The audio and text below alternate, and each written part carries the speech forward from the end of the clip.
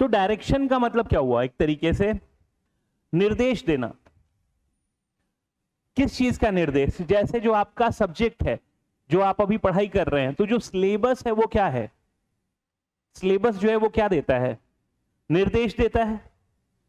निर्देश ही तो देता है ना कि कैसे पढ़ना है। पढ़ने बैठे हैं, कॉमिक्स पढ़ रहे हैं, तो वो भी तो पढ़ना ही हुआ, लेकिन उससे फायदा होगा नहीं ना। तो होता क्या है, सरकार किस तरीके से कानून बनाएगी उसके लिए निर्देश देता है। कौन? संविधान। संविधान क्या करता है?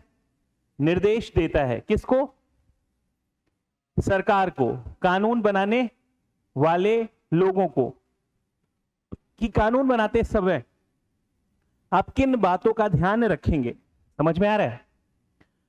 और उन बातों का ध्यान रखने से क्या होगा? जैसे आप पढ़ते वक्त आप सिलेबस का ध्यान रखते हैं, पढ़ते वक्त सिलेबस का ध्यान रखते हैं। अगर पढ़ते वक्त आप सिलेबस का ध्यान रखेंगे तो क्या होगा? आपका जीवन कल्याणकारी हो जाएगा कि नहीं हो जाएगा? लेकिन पढ़ते वक्त आप कॉमिक्स पढ़िए, यूट्यूब पे रील्स देखिए, तो क्या होगा? जीवन कल्याणकारी की जगह क्या हो जाएगा? विनाशकारी हो जाएगा। है या नहीं है? तो कानून तो ऐसे भी बना रहे हैं सब लोग, सरकार है तो कानून तो बनाएगी, लेकिन अगर इन बातों का ध्यान रखेगी तो जो जनता है वो खुशहाल रहेगी, देश जो है वो एक कल्याणकारी राज्य के तौर पर स्थापित हो पाएगा। समझ में आया? और अगर नहीं रखेंगे तो समझ ही सकते हैं, सरकार फिर अपनी मनमानी करेगी, अपने मर्जी का काम करेगी। यही चीज है। तो नीति निर्देशक तत्वों का जो हिसाब किताब है ये कहां से लिया है हमने? आयरलैंड के संविधान से उठाया है। कहां के? आयरलैंड के संविधान से लिया है हमने। और हमारे संविधान के भाग 4 में ये निहित है। आर्टिकल नंबर 36 से आर्टिकल नंबर 51 के बीच में इसका हिसाब किताब दिया हुआ है। भाग 4 आर्टिकल 36 से आर्टिकल 51 के बीच में दिया हुआ है।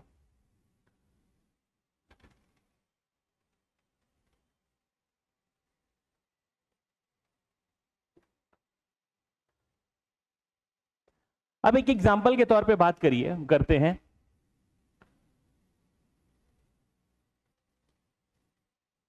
अगर आप अपने सिलेबस के अकॉर्डिंग नहीं पढ़ते हैं, अगर आप अपने सिलेबस के अकॉर्डिंग नहीं पढ़ते हैं तो कुछ होगा क्या?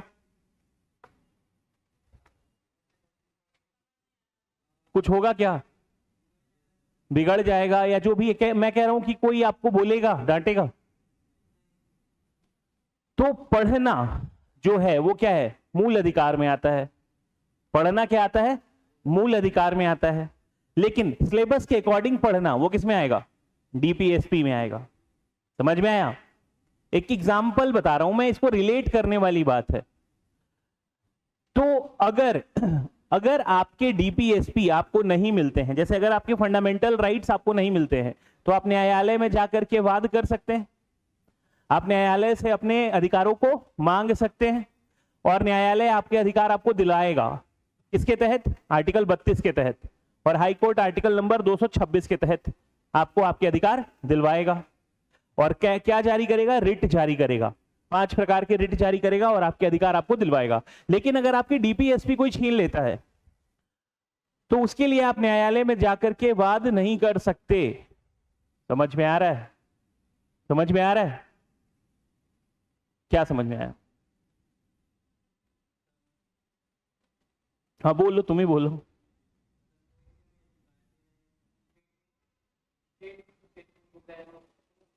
स्टेट के ही थ्रू मिलता है और किसी के थ्रू नहीं मिलता है।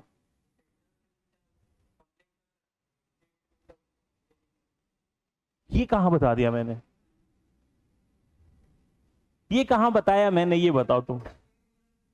स्टेट का मतलब यार राज्य होता है, राज्य का मतलब देश होता है, और देश के अंदर जो कार्य करने वाली संस्थाएं हैं, केंद्र लेवल पर केंद्र सरकार, राज्य स्तर पर राज्य सरकार, लोकल लेवल पर लोकल सरकार।